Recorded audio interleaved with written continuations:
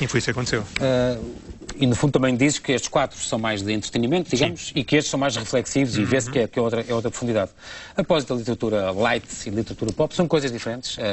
Já aqui foi a nossa convidada também, a Maria Rebelo Pinto, que defendeu muito bem a literatura pop, a dizer que é uma coisa de massas e para entreter as pessoas. E que light seria uma coisa diferente, portanto, por oposição às críticas que tu recebes, nomeadamente da literatura, entre aspas, mainstream e considerados autores sérios. Como é que tu reages a esse género de crítica? Aliás, agora estás completamente do lado deles, mas como é que as pessoas te criticavam, o que é que tu dizias? Aquilo que o primeiro que eu perguntava é o que é isso de literatura light, que a maior parte das pessoas não conseguem definir, ouvem, acham bem. E estamos naquela fase em que ainda fica bem dizer mal do que se escreve em Portugal. Como durante muitos anos, eu lembro perfeitamente que era bem dizer-se mal da representação em Portugal. Exatamente. Ser ator era um estigma quase. Exatamente. Hoje em dia não. Hoje em dia não. Já há um Star System. Exatamente. Portanto, essa é a minha ideia que vai acontecer com os livros.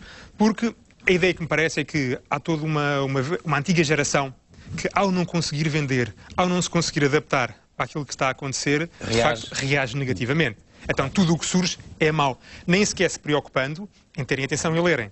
E isso acontece não só com quem escreve, como quem está nos gatekeepers, nos jornais. É complicadíssimo conseguir-se ter uma crítica de um livro português, num jornal mainstream português. Complicadíssimo. Porque nem sequer está ao nível dele. Do crítico. Exatamente. E como é que tu reages com essa crítica? O filósofo José Lazama que dizia que se uma crítica é má, leia-a rápido. Se é boa, leia muito devagar. Qual é a tua relação? Influencia-te, não influencia? És sensível a elas? Mas não é sempre chato receber uma crítica má. Claro. É sempre chato. Eu, felizmente... Às vezes pode ser má e construtiva, quer dizer, portanto... É muito engraçado. Normalmente as pessoas dizem isto é uma crítica construtiva e arrasam. Onde é que está a parte construtiva? Exatamente. Não há ali nada construtivo. Eu recebo centenas de mails de fãs, que é uma palavra que eu tenho ainda alguma dificuldade. Tu tens um clube de fãs? Deve ter. Organizado ou não? Não, mas já me propuseram. Não sei se é falsa modéstia da minha parte ou não, que eu disse que não queria. Não, mas é que nós recebemos muitos fãs, muitos mails delas e deles, alguns deles também, a dizer... Eu para este livro fiz uma coisa engraçadíssima, da Praia da Saudade, criei uma campanha de ajuda, em que disse que era o Live Aid português. E em que, basicamente, eu pedia às pessoas que gostassem do livro e que lessem os meus livros e gostassem, pegassem nele e fizessem um passa-palavra utilizando tudo aquilo que pudessem. Fossem vídeos virais, mails virais, através do Twitter, High Five, MySpace. Bom, João, ainda hoje em dia, isto já lá vai um mês, ainda hoje em dia, eu estou calmamente a ver blogs que eu desconheço e vejo lá, comprem este livro. Já compraram este livro? Foi em massa a adesão das pessoas a isso. É uma coisa também muito curiosa que tu fazes, mas isso é um marketing muito bem feito que tu consegues, que é... ninguém pega num livro qualquer, por exemplo, estes títulos são maravilhosos. Os Homens das Cavernas também oferecem Toblerones. Ninguém pega nestes livros em que tu começas quase a falar, mas não leu o anterior, que é o Splash, mas as pessoas quase de uns livros para os outros, tu dizes às pessoas para comprar, mas se você não leu, pode ler e vai perceber, mas é muito importante ter lido. Eram spin-offs quase uns dos outros. Há sempre uma personagem que sai de um que entra no outro. Há sempre uma ligação nesses 3 livros. Qual é a tua rotina de escrita? Eu sei que tu isolas-te muito e que tens de escrever no escuro. Porquê? No escuro. Para não ver a passagem do dia. Seja noite, que é para não ver a passagem. Isso é que faz a confusão, é sentires que não estás a perder o dia. Exatamente. Assim, se estou fechado, não sei. Não faço a mínima ideia se já está dia, se já está noite, não sei. E depois, escreves, tens o livro todo na cabeça. Depende muito. Eu, na Praia da Saudade, foi muito curioso. Eu estava quase a dormir. Quase. E de repente começa-me a vir uma coisa à cabeça, que eu não percebi o que é que era. Eram frases soltas. Era assim um esquema mental que me estava a aparecer. Deste último. Levantei-me, comecei a escrever uma folha A4, umas setas, umas frases. Fui para a cama. No dia seguinte levantei-me e percebi que tinha o livro todo. Ali naquele esquema. Exatamente. Esquematizado ali. Portanto, a única coisa que me faltava era completar. Pegar naquele esqueleto e completar aquele esqueleto todo. E é isso que tu te sentas a fazer e durante 3 ou 4 semanas não estás para ninguém? Nada. Desligo os telefones, tudo. Completamente. O homem ligado ao computador deve ser complicado, não ir sequer aos Safaris e aos Explorers, está bem. Depois, ficas também no fundo enclausurado quando estás a escrever, porque estás a viver a vida das personagens, não é? Um bocadinho. E essas personagens têm a ver contigo? Isto é um bocadinho autobiográfico ou não? Ou é sempre? Eu acho que nós pomos sempre alguma coisa de nós. Seja de nós a nível pessoal, seja das nossas vivências. Agora, não existe aquela personagem é aquela pessoa. Ou aquela personagem sou eu. Isso não existe. Agora que eu tenho muitas pessoas que me passam a vida a dizer aquilo sou eu. E eu tenho que dizer, não és tu. Não, porque tu revelaste coisas a meu respeito. E por acaso eu nem sabia que aquelas coisas aconteciam com essa pessoa. por exemplo, neste Viva o Amor, tu inclusive, nisso é diferente. Tens pessoas famosas, assim, a Jardim, a Sofia Alves, são pessoas que entram também nas festas do Algarve e, portanto... Não, essas aí foram mesmo com a autorização delas. Mas é isso que eu ia perguntar. Pedi.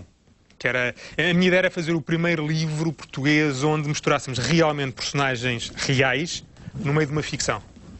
Pronto, está bem. E também aqui, neste que te fala, no fundo, da psicanálise, este também tem Copacabana, tu próprio fizeste psicanálise uma série de anos, e por isso está tão bem descrita aqui as sessões, tão extraordinariamente bem escritas estas sessões de psicanálise, porque no fundo é um livro bastante introspectivo, não é? Há este muito introspectivo. Pedro, que vai arquiteto, que vai à procura, no fundo, do que é que as causas remotas dos seus comportamentos, o que é que o faz ser como é. Exatamente. Isto é uma lição para toda a gente, isto é um convite. João, sabes que o que eu tenho sentido com este livro, por um lado, há essa vertente que as pessoas gostam e até é bom e ajuda-me a fazer uma introspeção, a perceber porque é que eu acho de certas maneiras. Exatamente, mas tenho o outro lado, que eu na altura que escrevi não estava à espera, que é uma negação, que as pessoas têm dificuldade, porque ao longo da leitura vão vendo coisas nelas que ainda não têm a capacidade de se confrontar. E isso aconteceu muito. Pessoas disseram, Francisco, estou a adorar, mas houve ali uma altura que parei. E explica-me qual é a altura e eu percebo porquê. Houve ali um bloqueio da própria pessoa em relação a ela própria. Isto ajuda as pessoas a resolver certas questões consigo próprias? E há pessoas que já têm uma maturidade interior que conseguem ultrapassar e há outras que ainda não estão lá e, portanto, isto magoa mais do que propriamente as ajuda. Mas eu acho que é um exercício que nós temos que ter, de olhar para nós e ter capacidade de evoluir. Senão estamos sempre parados e a cometer os mesmos erros uma vez após outra vez. Claro. A propósito disso, pergunto diretamente, Francisco, existe um amor ideal, um amor perfeito? Eu acho que perfeito não existe. Eu acho que há uma tendência. Nós tenderemos a ver se lá conseguimos chegar e temos que aceitar os defeitos da outra pessoa. E tu tens vários livros, aliás, que falam disto. Existe a pessoa certa? Eu acho que há a pessoa certa em determinados momentos da nossa vida. Naquele momento é aquela a pessoa certa. O que não significa, se quando estivermos quase a morrer, olharmos para trás, não encontremos 5 ou 6 pessoas certas que passaram na nossa vida. Este também, sobretudo nestes primeiros, ficaram famosos também pela tua linguagem, por esta linguagem, as onomatopeias e esta linguagem muito viva e com muitas referências à cultura pop e à televisão e uma coisa muito curiosa e que se lê muito facilmente e muito bem. Tu procuraste, de propósito, foi propositado um estilo próprio meu, que seja diferente e que me marque como e que marque, sim. Não foi, eu não me sentei e não pensei nisso. Estás aqui a dizer, acho que exatamente, eu acho que de uma forma inconsciente isso foi acontecendo. Eu, como dizia, tenho sempre muitas referências do Bret Easton Ellis e do Jay McInerney, e isso acontece muito naturalmente nos livros deles, sobretudo no Glamorama. Há contínuas referências de cultura pop. E acho, de certa forma, isso estava cá dentro. E eu vou experimentar isto. Isso, ao mesmo tempo, também limita-te um bocadinho, ou não, o público aderente? Cá em Portugal limita imenso. Cá em Portugal vão dizer, o que é isso? Isso aí, até eu sei escrever isso. Acho que acontece muito isso. As pessoas não conseguem ver isto como um nicho, como uma literatura de nicho, que há pessoas que gostam muito, mas veem isto como é palhaçada, é perda de tempo. Só que esquecem-se que há pessoas que leem e há pessoas que gostam, muitas. Portanto, alguma coisa está lá. Fora da escrita, quais são os teus hobbies?